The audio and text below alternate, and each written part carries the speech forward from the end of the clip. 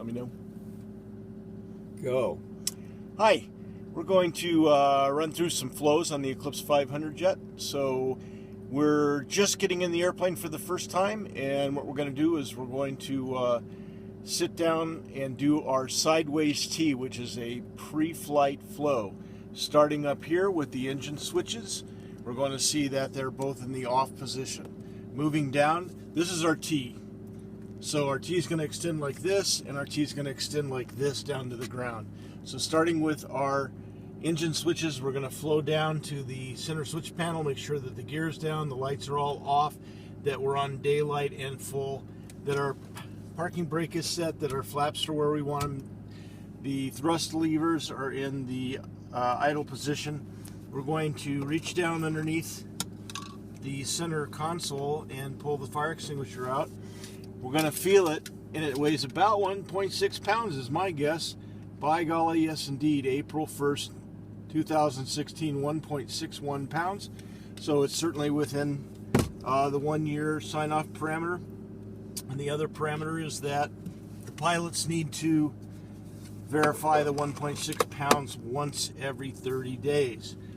Finally, we come down to the emergency gear handle, which is a little difficult to lift up. But we're going to reach down here between the panels and make sure that the emergency gear handle is completely stowed and that the red is flush with the silver, and that means that we're properly stowed there on the emergency gear lock. Okay, that completes our top of our T. Now we're going to do the sideways T. We're going to come over here. Our air source is in the off position. We have plenty of oxygen for this flight. We have a passenger, so we're going to turn this switch to auto and be careful not to go to drop, which would mean that we would have rubber jungle in the back. If you have passengers in the airplane, just before you pull the oxygen on, warn them that this airplane has a lot of feedback and you're going to hear a noise. There you go. Okay, next we're going to check our stick, all four corners, and yes indeed, we've got good travel.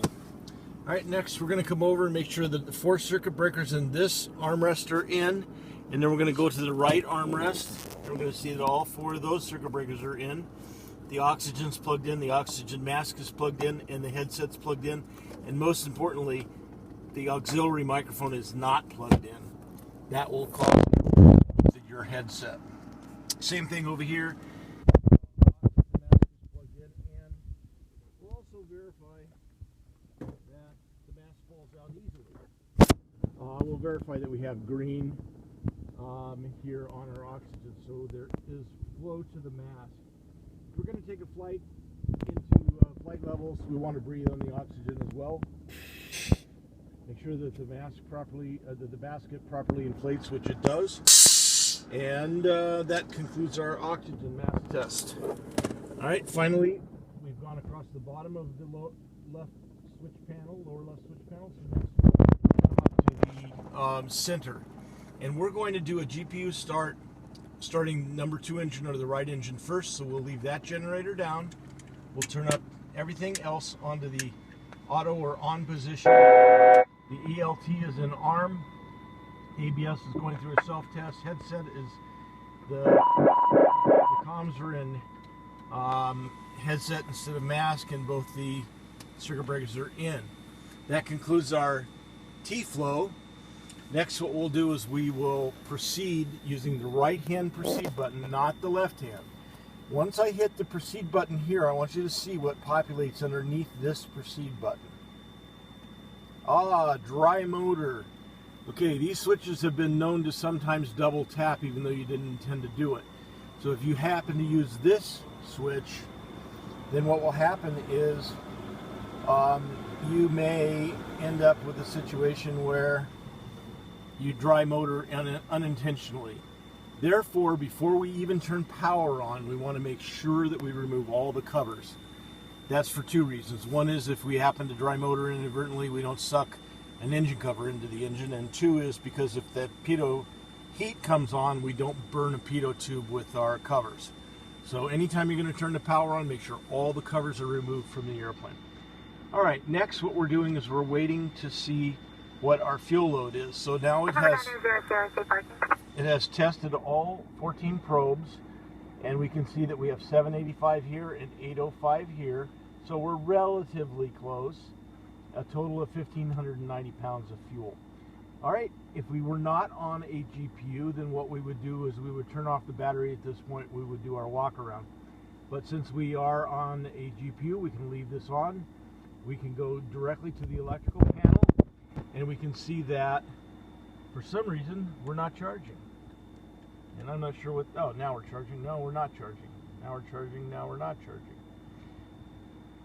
The GPU is connected, but it's going positive and negative, and I'm not sure why that is. It's probably that he does not have the GPU up to a high enough voltage. I'm not sure otherwise what it could be. The other thing we want to do is we want to go over to the ICE page, and we want to make sure that our windshield heat is off. This particular airplane is a 500 plus. It has glass windshields, so they default to the off position. On some of the older airplanes with the non-glass windshields, the twin acrylic, you will default to on, and you want to get those windshields off so they don't drain your batteries for start. Okay, so next we're going to exit the airplane and we're going to do a pre-flight. So as we're exiting the airplane, we're going to verify that the pin is out of the emergency door right here where my finger is. I'm going to make sure that that pin is removed so that we have ingress and egress out of the emergency door. And then finally, as we're exiting the airplane, we'll make sure that the documents that are kept on the back bulkhead are there. So we should have an airworthiness and a registration. If we're going to fly internationally, you also want to have a radio station license. All right, so now we've gone out, we've done our pre-flight, and we're back in. Now we're going to continue with our flows. Our next flow is going to be our pre-start flow. Pre-start flow starts where we left off, which is right here with these circuit breakers. The next thing we do is pop our keyboard out, make sure everything's how we want it there, make sure the light switches are off, the gear's down, everything's off, and this is up. We're going to flow up the right-hand PFD. We're going to put this to full and flight plan. We're going to put the overlay to traffic, and while we're here, we'll set with the dedicated concentric knob, we'll set our get this out of your way if I can. I'm not sure I can. There we go. With our dedicated range knob, we will change the range down to 20. All right, so traffic 20, bearing pointer we're going to put on our first. Those are all localizers. The bearing pointer can't see the localizer, so we'll leave it on FMS for this particular departure, and our line select key number 1 right is FMS. Next, we're going to flow up to our autopilot control panel, and we know that our clearance calls for an initial altitude of 3,000 feet. We're trying not to go past it, stop right on 3,000 feet. Next, we need to set our heading. Our heading calls for an initial heading of 250, so we'll set our heading bug on 250 right there. All right, finally our speed. We know that we're going to climb out at 200 knots for our speed. Okay, and finally our barometer is 294, and that is set correctly. All right, so we've come across our autopilot control panel. Now we're going to use the left PFD, and we're going to flow down the left-hand side. So line select key number 1 is FMS. That's what we want. We're going to go ahead and put our bearing pointer also on FMS in this particular case. And again, traffic on the overlay. And the arc, we're going to go full flight plan. And instead of 40 miles, we're going to go down to 10 miles. So we have a 10-mile range here. And over on the right-hand side, we have a 20-mile range. So that we have 2 pilots looking for traffic. Next, we're going to flow up the right-hand side of the left PFD. And we're going to make sure that we have 21.8, which is our ground control frequency. 27.3 is our in standby on COM 1, and that is our departure control in 18.6's tower. So typically we use COM 1 for our air work and COM 2 for our ground work. So what we would want to do is we'd want to set our ATIS in standby here, or our clearance delivery, depending upon where we are in the process. So that's the hierarchy of how we would use that. we're not monitoring anything right now, and we're going to be on COM 2 first, which is going to be our groundwork, which is ATIS, clearance, and ground. Okay, so we've set up our right-hand side. If we had any VORs, we'd go to the nav page and we'd set up our VORs so that we'd set up our VORs so that we could have a backup to our FMS. Guaranteed on your check ride, if you only set up your FMS, you will have an MFD failure. So be sure you set up a backup. Remember, we have other ways to navigate. I know they're old-fashioned, but they're there for your use and for your purpose in backing up your GPS FMS system. Okay, so next what we're going to do is we're going to come over to this tile and we're going to program, actually both of these tiles, we're going to program our FMS. So we're going to hit FMS map. We generally always do it in that order. And on this side we're going to have our FMS. Notice that the first button I push comes up here, and then when I push map it shoves that over here and it brings up the map side. So first thing we're going to do is go to chart, airport menu. We do not have a flight plan filed yet, so what we'll do is we'll come down to CRQ and enter by pushing the concentric knob in. Enter again on airport, and now we have an airport diagram that we can use for our taxi to make sure that we are anticipating what the taxi course is going to be. We're looking for any hot spots that we might have where we're going to turn all of our lights on crossing the hot spots and monitor our progress to the end of the runway. Okay, next we're going to put our flight plan in. So our flight plan today, our clearance delay today is going to be create a flight plan, and we're just going to call this B. It doesn't really matter what you call it because it's going to delineate the origin and destination. So there's several different ways to do this. We can use our concentric knobs and we can put KCRQ here, which is where we're departing from. Alright, enter. Alright, and continue. And then I'm going to show you an alternate way to put in keyboard strokes. So we'll select right or left PFE, We'll select the MFD, it's where we want the keyboard to talk to, so therefore neither left or right PFD lights should be on.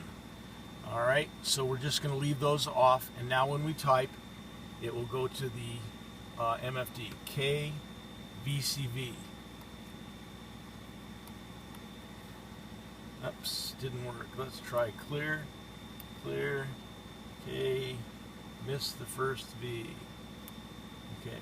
V. No, that's a Y, Greg. Put on your glasses. Where's the V? There it is. V, C, V. Enter. Alright, so there is our waypoint, Victorville. Alright, so that's the destination. Continue. And now we need to put our flight plan in there. So we'll go back up to Carlsbad using the large concentric knob, and we'll take the small concentric knob, we'll click it twice to the right and hit insert. We're going to insert our course first, which is our first intersection on our clearance is Tanner. So that's going to be T, A, and an R.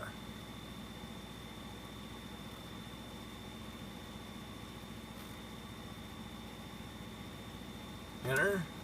So Tanner, there we go. Next we're going to take the small concentric knob, click it twice to the right, insert, Victor, 186, enter, to Paradise. Notice how it will populate all of the intersections in Victor 186 within these brackets. We have Wesson, Nickel, and then finally Paradise.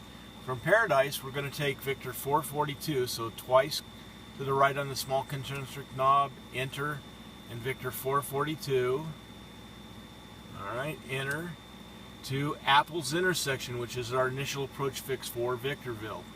Okay, there's Apples. Now, typically this would be good enough, we can activate our flight plan. But for the purposes of demonstration, I'm going to show you how to program an approach into the FMS. So we go to Victorville, we highlight it, we take the small knob and we click it to procedure, PROC, enter, and we're going to land on runway 17, and we're going to make the ILS 17 approach, confirm that it is not approved, the FMS is not approved for IFR clearances into the ILS 17 at Victorville, and it wants to know whether we're going to accept vectors to final or whether we're going to do this via Apples. Well, conveniently, in our route, Apples is the final fix, so we'll go ahead and we'll do this via Apples, which means that we're going to fly the ARC. Continue. All right, notice that in brown, we now have a missed approach. Had we selected Victorville and selected runway 35, which is the opposite runway to 17, we could have circled, and that would have given us a different missed approach procedure, because it knows we're going to approach on 17, but then we're going to circle 35. So that's why it gives you an option of what approach are you going to use, and also what runway are you landing on. All right, so we can cursor back up here and we can make sure that all of our flight plan is covered. So yes, indeed it is. Carlsbad to Tanner, Victor 186 to Paradise, and then Paradise direct to Apples, and then finally the approach segment here, which is Apples Blythe, the lead radio of 356 on the ARC, and it gives us altitudes and all of our information. But we'll have a moving chart up over here that we can monitor our progress. But just verifying we have everything in there we need, including the hold. So that's good. We can activate the flight plan and confirm it.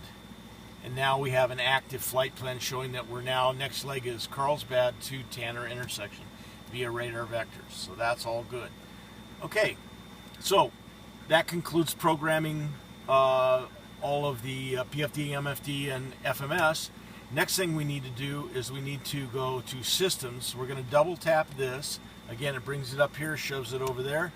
And we're going to start at the very right-hand side, and we're going to make sure that our nav databases are in date. When they stop, that all looks good. We're going to go to Ops. We're going to enter our weight and balance. And we have a passenger back here who's recently lost a lot of pounds, so we're going to put her in at 120. Okay, and we've got about 25 pounds of stuff in the right-hand seat, and we're going to accept this weight and balance. It's in the limits. We have no red. Accepted. Turn to Ops. Next thing we're going to do is come over here to V-speeds, and 24 degrees centigrade was in fact what the ATIS said our temperature was. We'll put that in and we'll wait for manual to appear, at which point we'll hit VR and it'll calculate VR as 90. Notice that flap select takeoff is in yellow, as is our speed tape up here at 90 knots showing our VR. That's because the flap position is up, yet we've told it we're going to take off with takeoff flaps, so we will not get a takeoff configuration okay in this scenario. Now, if we tell it we're going to take off with flaps up, voila! VR is in green. There is no amber outlining the VR speed. Notice how much faster the VR speed is. It goes from 90 to 113. So that's, considerable number. It's 23 knots. So understand that you're going to have a longer takeoff roll, but you're going to have a steeper angle of climb once you rotate. All right, good. So now we've done everything that we need to do here. We're going to put this back on flaps takeoff, because on our takeoff roll, we will actually put our flaps to the takeoff position using our checklist for pre-taxi that will instruct us to bring our flaps to takeoff. The reason we don't do it on the ramp right now is because we can't see outside, and we don't know if someone has inadvertently slid a cart or something underneath our flaps. The flaps are only about 8 inches off the ground when they're fully extended, so want to just be careful. I usually do this on the roll as we're taxiing down, or as we have finished our taxi and we're in the run-up area. I put the flaps to take off pursuant to the checklist, and that will clear our amber here, and it will also give us a takeoff configuration okay. All right, so now Ops, everything has been done that we need to do in Ops. Return to Ops.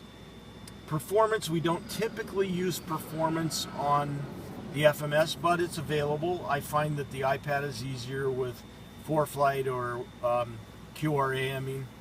But in the event you wanted to use this, you can see here that all of our parameters are in there, that the airplane weighs 5835, that we're going to take off, and the flaps takeoff, that's also amber because our flaps don't match. And we have a takeoff weight limit of 6,000 feet. We can come down here and put the wind in, which is it is 3 knots at 240 degrees. There we go. All right, and the runway heading is 240. All right, so now that we put that information in there, it tells us our distance to 50-foot takeoff is 2,553 feet. At this point, what I would probably do is I would consult my taxi chart, and I would try to determine approximately where 2,553 feet is. Is it a beam taxiway Charlie, for example? And if that's the case, then by taxiway Charlie, I would expect to have already been airborne and be at 50 feet. If it appears that that's not going to happen, then I might have an early clue that I have a engine power problem. So this is just a good rule of thumb to look at what your distance to 50 feet is, and then look out the window and see if you've actually physically gotten to that spot. It also gives us our rotation speed and our speed at 50 knots, or 50 feet on takeoff. There are two V50s. One is V50 takeoff, one is V50 landing. This is V50 takeoff because we're in takeoff performance. Okay, we could do the same thing by hitting the landing. We could put in all the same parameters in airborne, and we could get our landing distance required and our VREF speed and on like that. So that would be good to go there. Now back to the ops page. We're going to do our systems test. The first test, we're going to start the test as cockpit lamps. 2, 4, 6, 7, 9, 11. 11 lamps on our autopilot control panel. Now our keyboards are 10 lights. So 2, 4, 6, 8, 10. 2, 4, 6, 8, 10. So we're good to go. Stop test. All right, next we're going to come down using the large concentric knob to auto flight. We're going to grab our stick and neutralize it. We're going to start the test, and we're going to turn, what's the first word in the test? Auto. Autopilot. Turn on the autopilot. Feel that the servos have grabbed both the rudders and the pitch and roll. And so that's a good sign. We want to see that that's happened. If I'm going to launch into heavy-duty IFR, I'm probably going to go ahead and sync my heading, turn my heading on, and see that the autopilot follows my heading bug and my pitch. Today it's VFR. I'm not going to bother with that. It's not required pursuant to the checklist. So what I'm going to do is I'm going to test 3 of our 4 buttons. The inside button on both sticks, the right stick inside button and the left stick inside button, are autopilot disconnect. If I push the button once, I'm going to get a horn. If I push the button again, I'm going to silence the horn. And finally, we have the big red button, or what they call the all interrupt. When I push the all interrupt, I should see the odd damper go off, and I should see all interrupt active. So here we go. Push the button. That goes off, and all interrupt active comes on. That completes my test. Stop test. Next, using the large concentric knob, scroll down to the stall protection. Again, neutralize the stick, and we're going to start the test. First thing we're going to see is stall printed. We're going to hear, orally we're going to hear stall, stall, followed by push, push. And as we hear the words push, push, the stick is going to go forward. Because these servos have a clutch and we can override them, we don't want to resist the clutch and end up in a situation where we're burning out the servo, because the servos are very expensive. So we want to hover our finger over the start test button so that when we start the test and we get the push, push, we can stop the test immediately without hitting the full run and slipping the discs on the clutch. So here we go. Start test. Stall. Stall. Push. Push. And we stop the test as the stick's going forward so that we don't get a big bump or get the clutches slipping.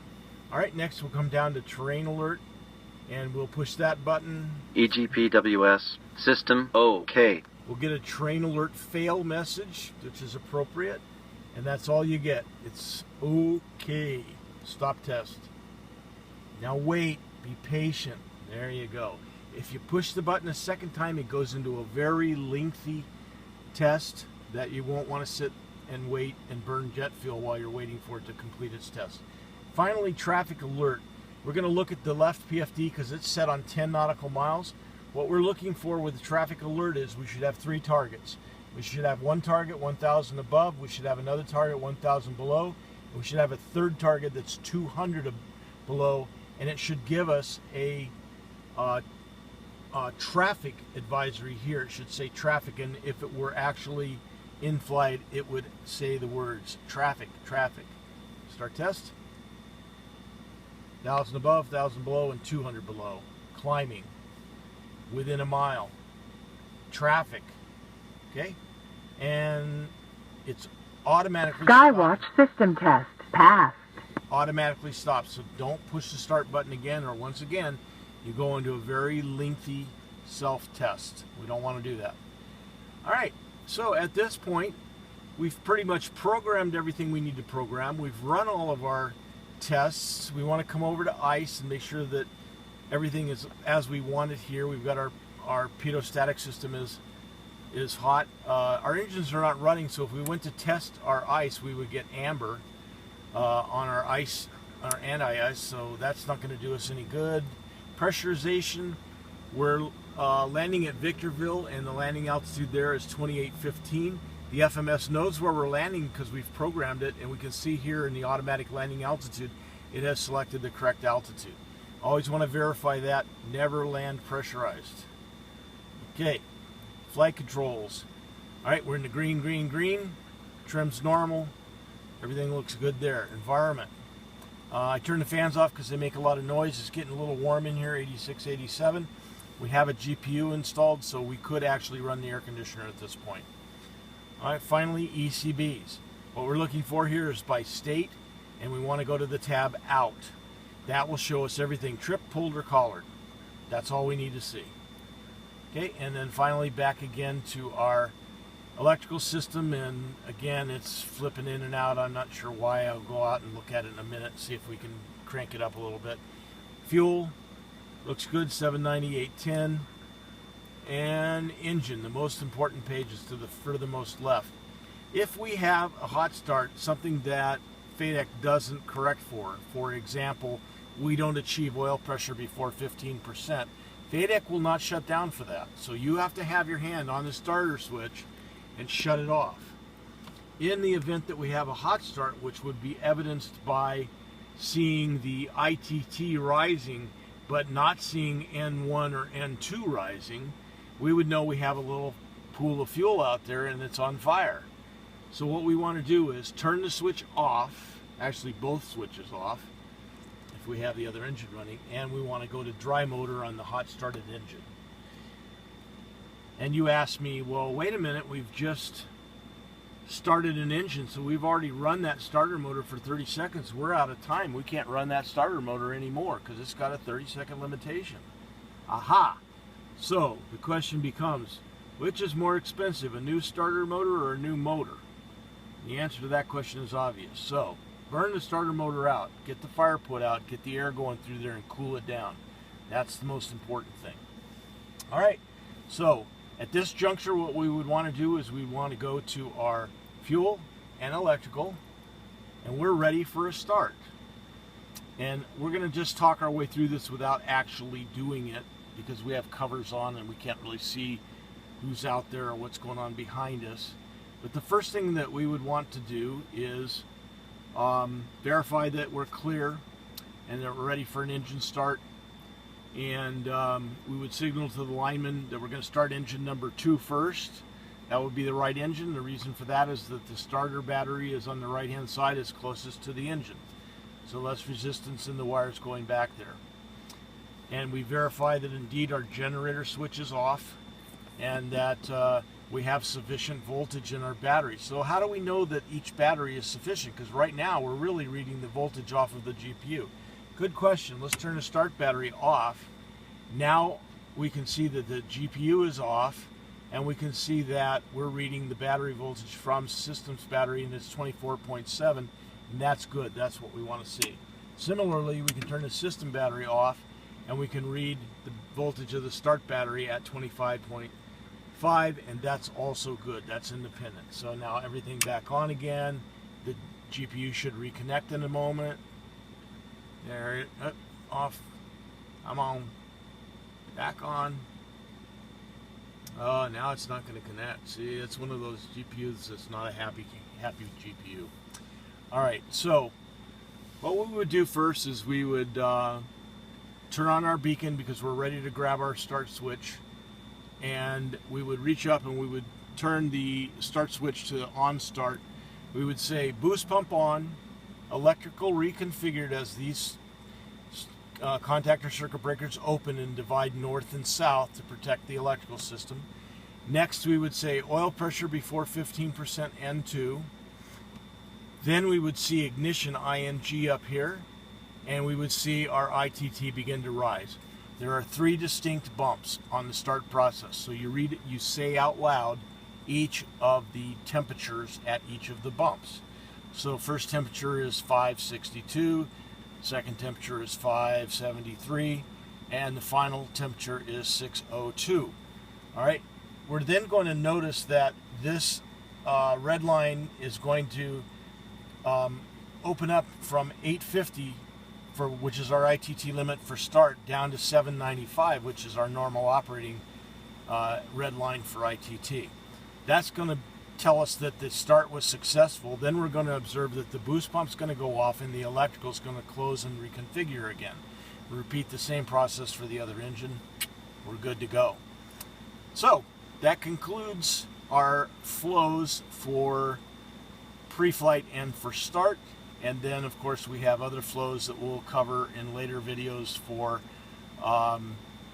taxi, takeoff, the reverse C with the curly Q, all these kinds of things that will help you not screw up your buttonology and get the autopilot to perform as you wish. Thank you for watching. Over and out.